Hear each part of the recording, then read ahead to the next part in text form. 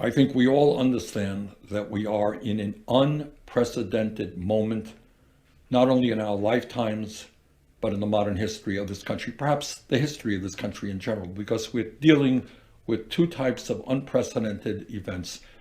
Number one, obviously, the coronavirus pandemic, which, according to the experts, will end up taking the lives of hundreds of thousands of Americans and infecting millions of Americans.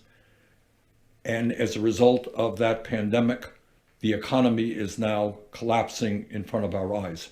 As I think all of you know, in the last 2 weeks alone, some 10 million people have applied for unemployment benefits, and that is only a fraction of the people who are truly unemployed.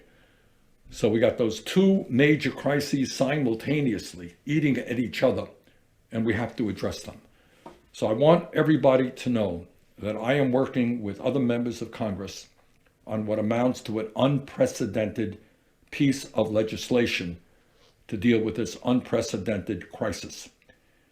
And essentially what it suggests, the essence of this legislation is that it will be more effective to prevent the collapse of our economy than to pick up the pieces once the economy collapses. And what that means, in my view, and what will be in this legislation, is that we guarantee the paychecks of every American worker who has lost his or her job. Now, it's not a radical idea, frankly. It is a radical idea, but it's not a new idea. It's what's going on around the world. It's going on in Germany, the UK, Denmark, Norway, other countries are doing that. That the way to maintain the economy is to make sure that people continue to have their paycheck, even if they are working at home, even if they are not working at all. And when this crisis is over, and it will be over, people can then go back to work. The second thing that we have got to do, and I should tell you that a provision in the recently passed stimulus package did that for the airline industry. The airline industry now is completely underwater. Very few people are on planes. And what we put in there are many billions of dollars to guarantee that 2 million workers in the airline industry will continue to have their paychecks even when they're not working through September. And that is exactly what we have got to do for every worker in America. That's maybe the most important thing that we can do. Second of all, what we have got to do is to make sure that all of our people during this crisis, and everybody knows I'm a strong proponent for Medicare for all, but you ain't going to get Medicare for all in an emergency piece of legislation. But what we can and should get into it is the guarantee is that everybody in America will have all the health care they need during the crisis without any out-of-pocket expense. So if you're uninsured or underinsured, Medicare will fill in the gaps. If you have private insurance, but you have a deductible that you can't afford to pay, Medicare will be there. Medicare will be there to help you pay for the prescription drugs. Thirdly, what obviously we have to do is maintain our healthcare infrastructure, which is now under terrible, terrible assault.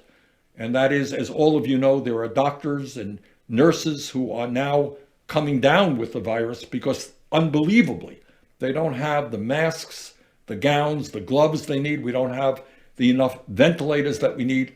President of the United States must be forced to use the Defense Production Act to tell the private sector, who will be well compensated, that they must produce the products that we need right now to protect our medical personnel. We don't need more socks and underwear now. What we do need are masks and gloves and gowns. Furthermore, I worry very much that as we speak, there are millions of Americans right now who are not getting a paycheck, who are worrying about how they're going to feed their family, and we need to provide emergency food to millions and millions of families who otherwise would go hungry. Also, if we're going to maintain the social infrastructure of America, we have to protect states and we have to protect cities. And right now, states and cities are running out of money because their tax revenue has substantially declined. They don't have the revenue. They're not going to pay the police officers, the EMT people that are needed. the workforce that is needed to carry on during this crisis. So we need substantial help for states and cities and hospitals. And lastly, certainly not least, we need to make it clear that people are not going to be thrown out of their apartments, thrown out of their homes because of the current economic crisis. We need to have a freeze on rents and on mortgages if people are unemployed and cannot afford to pay those monies. So bottom line here is, in a moment in American history which is unprecedented, we are going to need a new economic emergency bill, which is also unprecedented. Will it be expensive? It sure will. But the alternative is worse. The goal right now, again, is to prevent the collapse of our economy and our healthcare system. And to do that, I've just laid out some of the necessities, some of what we absolutely need to have in it. Now, obviously, there is a ton more that has to be in it. But I will tell the president, tell Republican Senate Leader Mitch McConnell, that if they think there is not another major emergency bill coming down the pike and coming soon, they are terribly wrong. This country is in crisis. We have got to respond to that crisis. We have to protect the working families of this country, and I intend to be active in that. Thank you all very well, and please stay healthy. Take care. Team, subscribe for more of these type of videos.